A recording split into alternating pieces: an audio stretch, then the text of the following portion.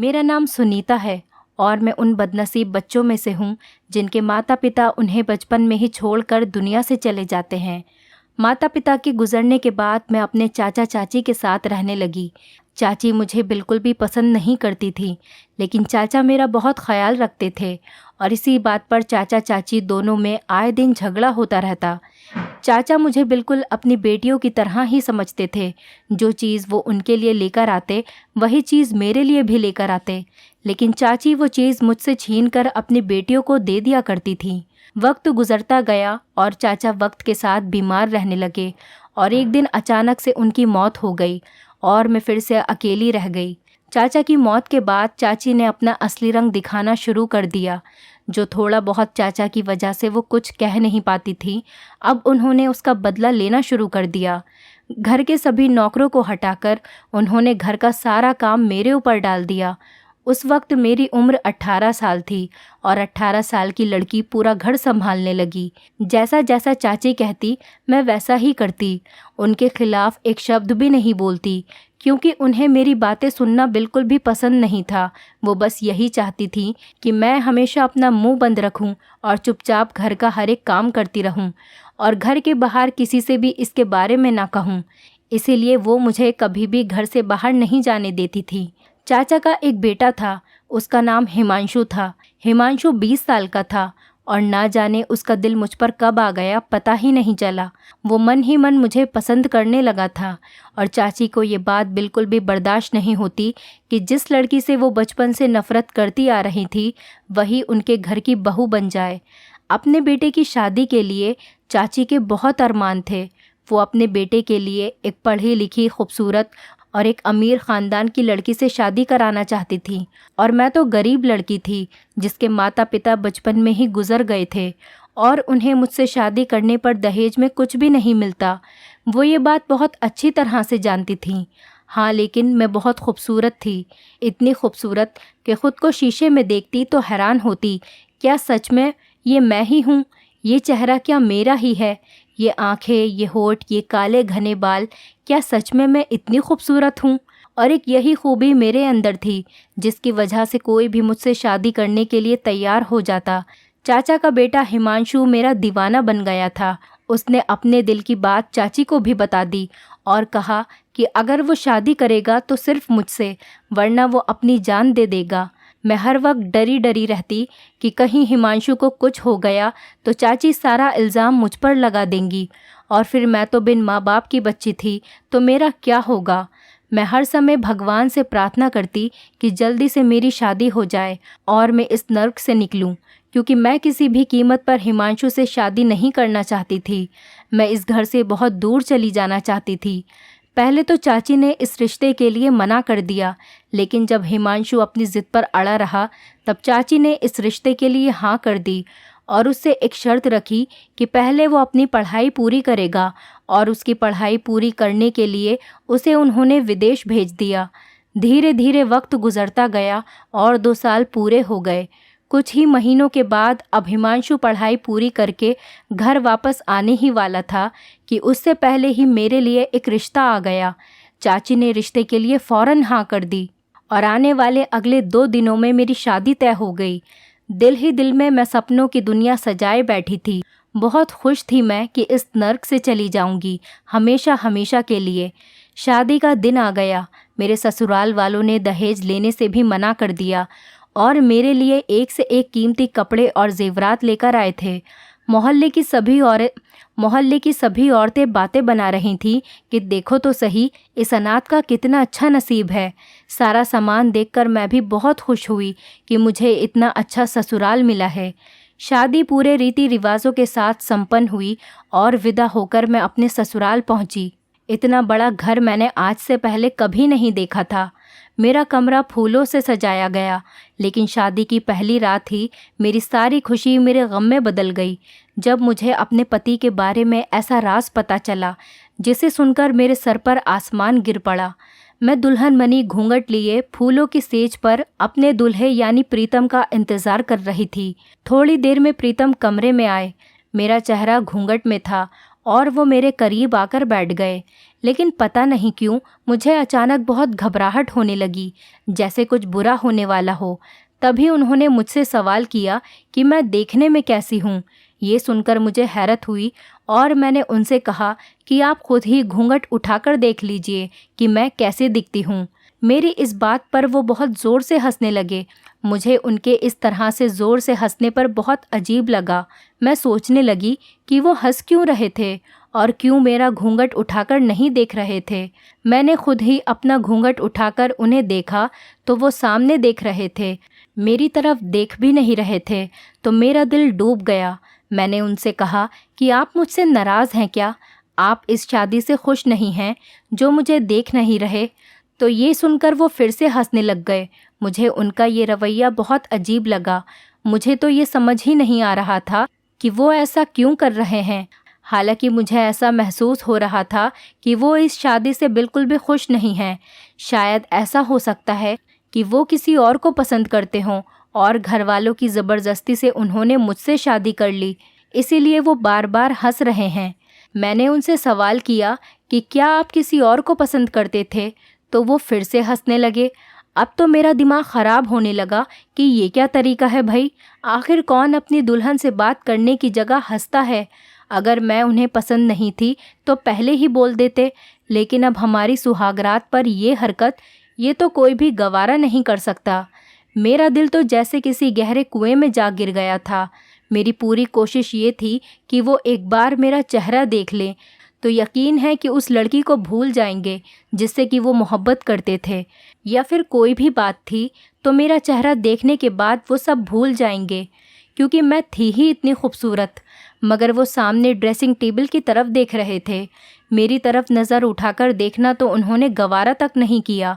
मैं तो यही सोचकर आई थी कि अपने पति और अपनी ससुराल की इतनी सेवा करूंगी कि मुझे वापस अपनी चाची के पास जाना ही न पड़े। तभी वो बोले कि क्या तुम्हें ये किसी ने नहीं बताया कि मैं देख नहीं सकता? ये सुनकर मुझे लगा कि शायद वो मजाक कर रहे हैं। मैं हैरत से उनको देखने लगी। फिर मैंने कहा कि प्रीतम, ये मजाक का वक्त नहीं है। मुझे इस तरह का मजाक बिल्कुल भी पसंद नहीं और आपसे जुड़े हुए इस मजाक को तो मैं बिल्कुल भी बर्दाश्त नहीं करूँगी। ये आप क्या कह रहे हैं? मैंने एक अच्छी पत्नी की तरह उनसे ये बात कही। तो ये सुनकर वो फिर से हंसने लगे। फिर बोले कि सुनीता, ये दुनिया बहुत बेवफा है। अगर इंसान के अंदर कोई अच्छाई हो तो दुनिया उससे मोहब्बत करती है, लेकिन अगर उसी इंसान के अंदर कोई कमी हो तो दुनिया उसके साथ बहुत ही बुरा रवैया करती है। इस वक्त तुम मेरी मोहब्बत की दावेदारी कर रही हो, लेकिन मैं तुम्हें बता दूं कि मैं तुम्हारी मोहब्बत के लायक नहीं हूं, क्योंकि मैं एक अंधा शख्स हूं। मैंने सबसे सुन रखा है कि तुम बहुत हसीन हो, लेकिन अफसोस मैं तो तुम्हारे हुस्न को देख ही नहीं सकता। प्रीतम बोलते जा रहे थे, लेकिन मुझे अभी भी महसूस हो रहा था कि शायद वो मजाक कर रहे हैं और मुझे उनके इस तरह मजाक करने पर बहुत गुस्सा आ रहा था। लेकिन थोड़ी ही देर में मुझे एहसास हो गया कि ये मजाक नहीं था, ये एक बहुत ही ख़तरनाक हकीकत थी और मैं अपनी आंखों से अपने पति को देख रही थी। मेरे सपनों का महल एक ही मिनट में ज़मीन पर आकर धड़ाम से गिर गया। मैं क्या सोचकर यहाँ आई थी और जिस इंसान के भरोसे आई थी, वो इंसान तो खुद ऐसा है कि उसे किसी और का सहारा चाहिए। वो मुझे सहारा कैसे देगा? मेरे साथ धोखा हुआ था, बहुत बड़ा धोखा। और ये धोखा मेरी चाची और मेरे ससुराल वालों ने मिलकर मेरे साथ किया था। मेरा ये सोच सोचकर गुस्से से बुरा हाल हो गया। मैं एकदम से खड़ी हो गई और कहने लगी कि आप लोगों को शर्म नहीं आई एक गरीब बिन माँ बाप की बच्ची के साथ इतना बड़ा धोखा करते हुए? मैंने उनसे कहा तो प्रीतम कहने लगे कि हमने तुम्हारी चाची को सब कुछ बता दिया था कि मैं देख नहीं सकता हूँ, और उन्होंने तुम्हें नहीं बताया तो इसमें हमारा क्या कसूर? तुम्हारे साथ धोखा हमने नहीं बल्कि तुम्हारी खुद की सगी चाची ने किया है। उन्होंने हमसे ये कहा था कि उन्होंने तुम्हें सब कुछ बता दिया है और तुम इस बात पर राज़ी हो। प्रीतम ने कहा तो मुझे गुस्सा आ गया। मैंने कहा, मैं राज़ी हूँ? क्या मैं राज़ी हो सकती हूँ एक ऐसे इंसान से शादी करने पर जो देख ही नहीं सकता? हे भगवान, मैं कहाँ जाऊँ? मैं तो अपनी तमाम कश्तियाँ जलाकर यहाँ आई थी और अब मेरे पास वापस जाने का कोई रास्ता नहीं बचा। मैं तो यहाँ ये सोच कर आई थी कि अब अपनी चाची के घर कभी दोबारा पलटकर नहीं जाऊँगी और ये कहकर मैं ज़ोर ज़ोर से रोने लगी। प्रीतम चुपचाप अपने बिस्तर पर आकर सो गए। इसके बाद उन्होंने मुझसे कोई भी बात नहीं की और जल्द ही नींद की देवी उन पर मेहरबान हुई और वो सोते चले गए और मैं हैरान और परेशान जागती रही। रात के न जाने कौन से पहर मेरी आंख लग गई कि मुझे पता ही नहीं चला। मेरी आंख खुली तो प्रीतम सो रहे थे। मेरे जागने की आवाज़ पर वो भी जाग गए। उन्होंने सहारा तलाश किया, लेकिन मैं इतने गुस्से में थी कि मैंने उन्हें सहारा देना भी ज़रूरी नहीं समझा कि मुझसे पहले भी तो अपना काम खुद ही करते होंगे। ये कमरा उनका था। अंदाजे के मुताबिक वॉशरूम चले गए, फिर थोड़ी देर बाद बाहर निकले। मैंने उनसे कोई बात नहीं की। उन्होंने मुझे पुकारा कि सुनीता, क्या तुम यहाँ हो? मैं कमरे में ही थी, लेकिन मैं खामोश थी। मैंने उनकी बात का कोई जवाब नहीं दिया। मेरा दिल इतना ख़राब हो चुका था जिसकी कोई हद नहीं थी। मैं 20 साल की खूबसूरत जवान लड़की थी और उस पर जुल्म ये हुआ कि मेरा पति अंधा निकला, जो मेरी खूबसूरती को ना तो देख सकता था और ना ही मेरी खूबसूरती की तारीफ़ कर सकता था। अपनी जवानी बेकार होने का दर्द सिर्फ मैं ही जान सकती थी। मुझे तकलीफ़ हो रही थी और मेरी तकलीफ़ कोई दूसरा जान ही नहीं सकता था। दिन ऐसे ही गुजरते गए। मेरा ससुराल में दिल नहीं लगता, और लगता भी तो कैसे, क्योंकि जिसके भरोसे मैं आई थी वो तो किसी काम का ही नहीं था। मेरी सास ने मुझसे कहा कि तुम्हारी चाची को हमने सारी हकीकत बताई थी और उन्होंने कहा था कि तुम राज़ी हो, क्योंकि तुम इंसानी हमदर्दी की खातिर प्रीतम से शादी करना चाहती हो और अब मुझे तुमसे एक पोता चाहिए। मुझे नहीं पता, तुम मुझे हर हाल में पोता दो। अपनी सास से बात करने के बाद मुझे एहसास हो गया था कि मेरे ससुराल वालों की इसमें कोई गलती नहीं थी। उन्होंने मेरी चाची को अंधेरे में नहीं रखा था, लेकिन मेरी चाची ने मुझे धोखा दिया और मेरे साथ जुल्म किया। लेकिन मैंने अपनी सास से कहा, तो क्या ज़रूरत थी आपको अपने अंधे बेटे की शादी करने की? जिस पर वो बेचारी रोना शुरू हो गई और कहने लगी कि मेरे बेटे को अंधा तो ना कहो। मुझे भी गुस्सा आ गया। मैंने कहा कि अंधे को अंधा ना कहूँ तो क्या कहूँ? मैं ऐसे ही पत्थर दिल पहले तो नहीं थी, लेकिन मेरे साथ जो हालात गुजरे उन्होंने मुझे ऐसा बेहिस और पत्थर दिल बना दिया। बचपन से लेकर अब तक तो चाची के रवैयों ने मुझे चोट पहुंचाई, और इसके बाद अब शादी हुई तो शादी के बाद इस धोखे ने मुझे पूरी तरह से तोड़ कर रख दिया। दूसरों के एहसास की मुझे कोई फ़िक्र नहीं थी, क्योंकि खुद मेरा अपना दिल चकनाचूर हो चुका था। मैं बुरे तरीके से टूट गई थी और मेरी समझ में नहीं आ रहा था कि मैं करूं तो करूं क्या। फिर भी मैंने बहुत कोशिश की दिल लगाने की, लेकिन मेरा दिल नहीं लगता। मैं चाहती थी कि मेरी खूबसूरती की कोई तारीफ़ करे, जो मेरा हक भी था, और अब मैं हर वक्त रोती रहती थी। प्रीतम बंद कमरे में मेरी सिसकियां सुनते थे, मुझे चुप कराने की कोशिश करते थे, लेकिन मुझे उनका वजूद ही अपने साथ बर्दाश्त नहीं होता था। न जाने मुझे क्या हो गया था, मेरी पूरी सोच ही नकारात्मक हो गई थी। फिर एक दिन प्रीतम ने सुबह सुबह मुझसे कहा कि वो शहर से दूर किसी काम से जा रहे हैं। वापसी पर उन्हें थोड़ी देर हो जाएगी। अक्सर वो बाहर जाते वक्त ड्राइवर को अपने साथ ले जाते थे और उसी के साथ घर वापस आते थे। अब जब वो चले गए तो मैंने सुकून का सांस लिया। मैं काम वगैरह तो कुछ भी नहीं करती थी, हर वक्त गुस्से में ही रहती थी, क्योंकि वैसे भी सारा काम नौकर नौकरानी ही करते थे। यहाँ पर हर सहूलत थी, बस कमी थी तो सिर्फ एक बात की कि कोई मेरी खूबसूरती को देखने वाला नहीं था। इसी तरह से मैं सो गई और आधी रात को अचानक मुझे प्यास लगने की वजह से मेरी आँख खुल गई। मैं पानी पीने के लिए किचन तक गई और फ्रिज से पानी निकालकर पीने लगी कि अचानक मेरे पीछे से किसी ने मेरे मुंह पर हाथ रख दिया, ताकि मेरे मुंह से आवाज़ नहीं निकल सके, और मेरे कान पर फुसफुसाया कि तुम बहुत खूबसूरत हो। मैंने जब से तुम्हारा हसीन चेहरा देखा है तब से मैं तुम्हारा दीवाना हो गया हूँ। आज तुम्हारा पति घर पर नहीं है, हालांकि वो अंधा है और देख नहीं सकता, लेकिन फिर भी मैं उसके सामने घर पर आना नहीं चाहता था, और इसीलिए आज आया हूँ कि तुमसे खुलकर अपने प्यार का इजहार कर सकूं। मैं तुम्हें बता दूं कि मैं तुम्हारे पड़ोस में रहता हूँ और रोज़ाना अपने कमरे की खिड़की से तुम्हारा दीदार करता हूँ।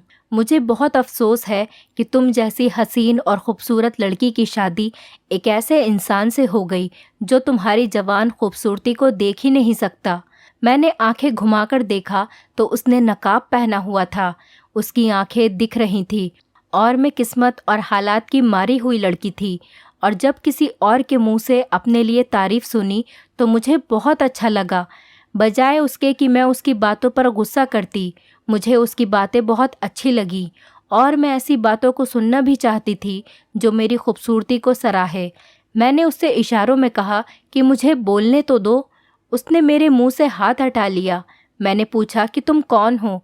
वो कहने लगा कि मैं तुमसे मोहब्बत करता हूँ और रोज़ाना तुम्हें देखता हूँ। मैंने उससे कहा, यहाँ से चले जाओ, मेरे पति किसी भी वक्त आ सकते हैं। तो उसने कहा कि मुझे तुम्हारे पति की पूरी खबर है, वो कल सुबह ही आएगा। लेकिन मुझे अपनी सास का भी डर था, इसीलिए किसी न किसी तरह मैंने उसे वहाँ से भगा दिया।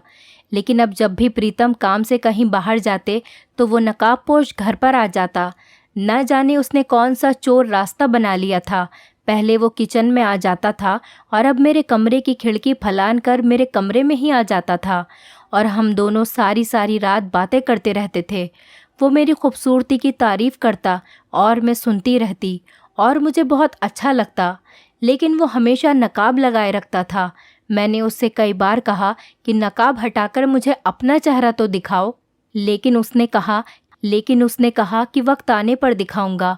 उसकी आंखें बहुत खूबसूरत थी। आंखों को देखकर लगता था कि वो खुद भी एक हैंडसम लड़का होगा और उसकी आंखों से ज़्यादा तो उसकी बातें बहुत ही खूबसूरत थीं। यहाँ तक कि मुझे उसकी मोहब्बत भरी बातों की आदत हो गई थी। वो सारा सारा दिन फ़ोन करके मुझसे मोहब्बत भरी बातें करता था। मेरी ज़िंदगी में जिस चीज़ की कमी थी वो मुझे मिल रही थी, लेकिन एक अनजान शख्स से, जो कि मेरा अपना था ही नहीं, और जो मेरा अपना था वो मेरी तारीफ़ करने से मजबूर था। काफ़ी वक्त तक ये सिलसिला यूं ही चलता रहा। वो प्रीतम की गैर मौजूदगी में घर पर आता था और हम दोनों बैठकर घंटों घंटों बातें करते, लेकिन कभी भी उसने कुछ गलत हरकत नहीं की। मेरी अक्ल पर पर्दा पड़ गया था। मुझे ये डर भी नहीं लगता था कि कोई अनजान आदमी मेरे कमरे तक आ जाता है। किसी दिन वो कुछ मेरे साथ गलत ही न कर बैठे। आखिर किसी अनजान आदमी पर इस कदर भरोसा करना कितनी गलत बात है। मेरा पति तो सिर्फ आंखों से अंधा था, लेकिन मेरी आत्मा से लेकर दिल दोनों अंधे हो गए थे। मैं क्या कर रही थी मुझे नज़र ही नहीं आ रहा था। मैं कितना गलत कर रही थी मुझे एहसास नहीं था। लेकिन मैं ये सब क्यों कर रही थी, मैंने कभी खुद से सवाल ही नहीं किया। एक रात हम बातें कर रहे थे कि प्रीतम की कॉल आई कि वो बस घर आने ही वाला है। ये सुनकर तो मैं हैरान हो गई कि अचानक कैसे आ गया। मैंने उससे कहा कि वो कहीं छुप जाए, क्योंकि प्रीतम की गाड़ी की आवाज़ सुनाई दी है और वो कभी भी अंदर कमरे तक आ सकता है। उसने कहा कि मुझे छुपने की क्या ज़रूरत है, तुम्हारा पति तो देख ही नहीं सकता। ये सोचकर मुझे भी हंसी आ गई। मैंने कहा कि हाँ, बात तो सही कह रहे हो। फिर उसने कहा कि छोड़ो, मैं जा ही रहा हूँ, और वो चला गया। थोड़ी देर बाद प्रीतम अंदर आ गए। मैंने कोई बात नहीं की। उन्होंने आकर लाइट बंद कर दी।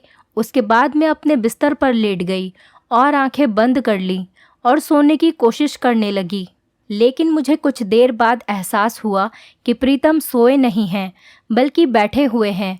फिर अचानक से वो बोल पड़े, सुनीता, तुम्हें मालूम है कि मेरे पिताजी भी अंधे थे और मेरी माँ बेहद हसीन थी।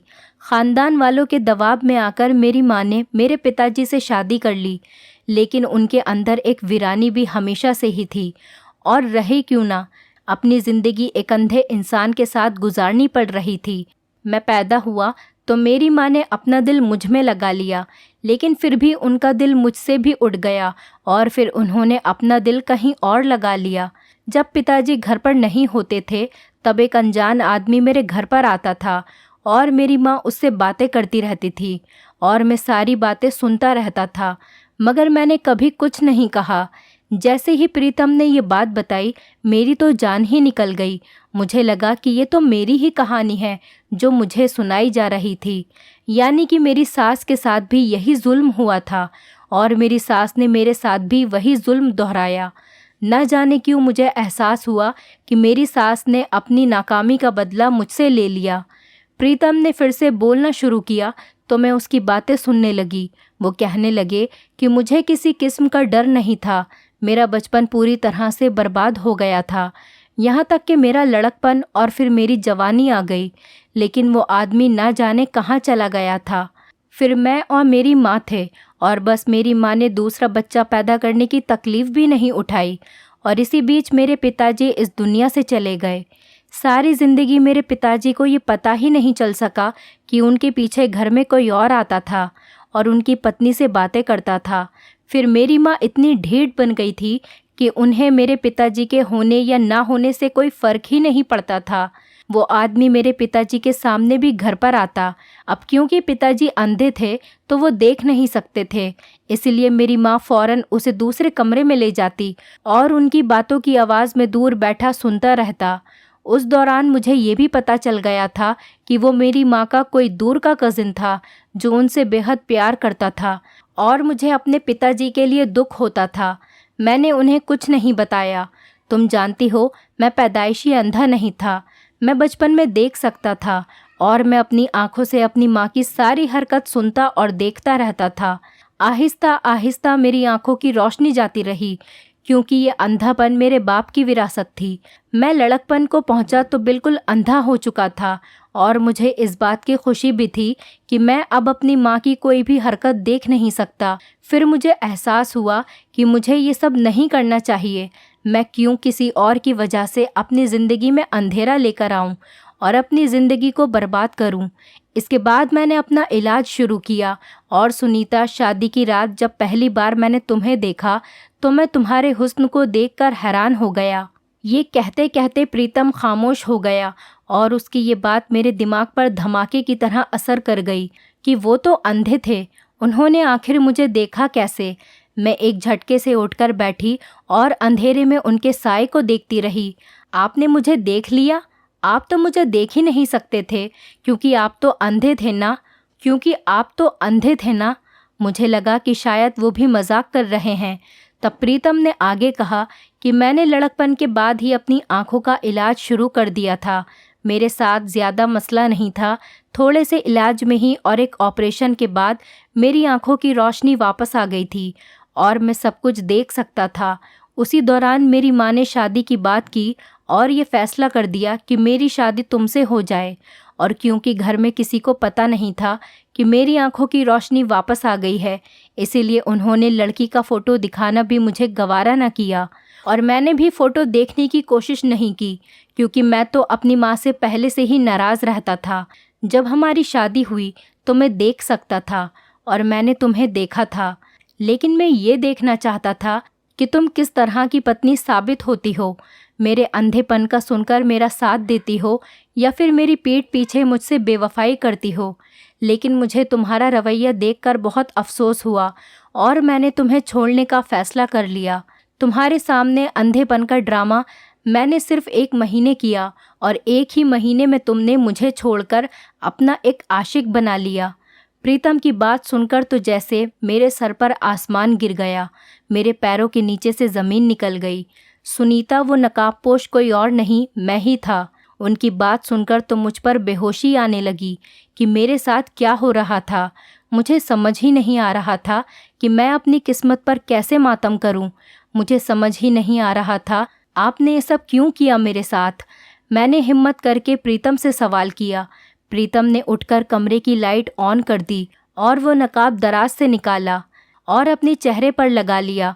तो मैंने देखा कि ये वही आदमी है जो मुझसे मिलने रोज़ आता था।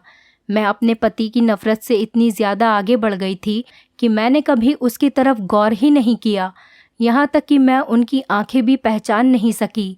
तभी प्रीतम कहने लगे कि सुनीता, अगर मैं शादी के बाद किसी हादसे में अंधा हो जाता, क्या तुम तब भी किसी और से कांटेक्ट कर लेती? प्रीतम के इस सवाल ने मुझे शर्मिंदा कर दिया। मेरे पास बोलने के लिए कुछ भी नहीं था। मुझे तो बस ऐसा लग रहा था कि बस ज़मीन फट जाए और मैं उसके अंदर समा जाऊं। मुझे उस नकाब पोश से प्यार हो गया था, और फिर वो मेरा पति ही था। और अब मैं आखिर जाऊं तो जाऊं कहाँ? मेरी समझ में कुछ भी नहीं आ रहा था। तभी प्रीतम ने कहा, सुनीता, मैं तुमसे नाराज़ नहीं हूँ। मैं दरअसल हालात का मारा हुआ इंसान था, जिसने अपनी माँ की बेवफाई देखी थी, और मैं उसकी सज़ा एक मासूम लड़की को देना चाह रहा था, उसे आजमाकर देखना चाह रहा था। लेकिन आज मुझे एहसास हो रहा है कि मैंने कितना गलत किया। मैं तुम्हें माफ़ करता हूँ क्योंकि मैं तुम्हारे किरदार को जान गया हूँ कि तुमने एक अजनबी से सिर्फ बातें की। अगर तुम चाहती तो तन्हाई में बहुत कुछ कर सकती थी, लेकिन फिर भी तुमने अपनी हदों का ध्यान रखा। और मुझे एहसास हो गया है कि तुम्हें सिर्फ मोहब्बत भरी बातों की ही ज़रूरत थी, जो कि मैं तुम्हें किसी वजह से दे नहीं सका। तुम्हारे अंदर कोई भी बुराई नहीं थी, बल्कि तुम्हारे अंदर एक एहसास कमतरी था। सुनीता, मैं तुम्हें क्या माफ़ करूँगा, बल्कि मैं तो इस काबिल ही नहीं हूँ कि तुम मुझे माफ़ करो। मेरे अंदर हिम्मत नहीं है कि मैं तुमसे माफ़ी मांग सकूँ। मेरे अंदर हिम्मत ही नहीं है कि मैं तुमसे माफ़ी मांग लूँ, क्योंकि गलत मैंने तुम्हारे साथ किया है, तुमने मेरे साथ नहीं किया। मैंने तुम्हें बेवजह झमेले में डाला और तुम्हारा इम्तिहान लिया, जिसके तुम कतई हकदार नहीं थी। प्रीतम ने कहा तो मैं रोते हुए उनके गले से लिपट गई और मैंने उनसे कहा कि मैंने आपको माफ़ कर दिया और वो भी मुझे माफ़ कर दें। दोस्तों, उम्मीद करती हूँ आपको हमारी कहानी पसंद आई होगी। कहानी पसंद आई है तो वीडियो को लाइक करें, चैनल पर नए हैं तो चैनल को सब्सक्राइब करें और हाँ, नोटिफिकेशन बेल को ज़रूर दबाएं ताकि अगली अपडेट सबसे पहले आपको मिले।